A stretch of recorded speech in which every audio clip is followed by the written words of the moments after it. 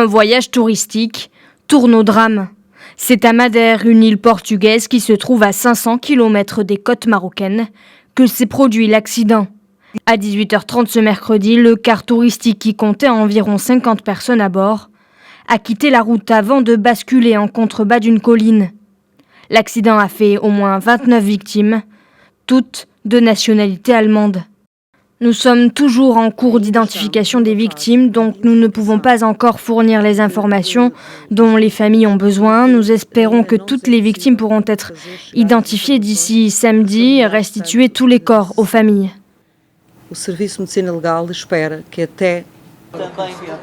Le gouvernement d'Angela Merkel n'a pas manqué de réagir par le biais de son chef de cabinet.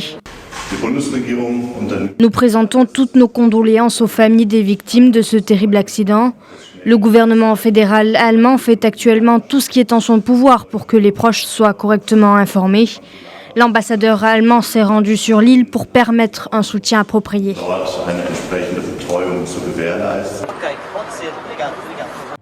Le vice-président du gouvernement régional a lui jugé qu'il était trop tôt pour avancer les causes de l'accident, en indiquant toutefois que l'autocar était en état de circuler.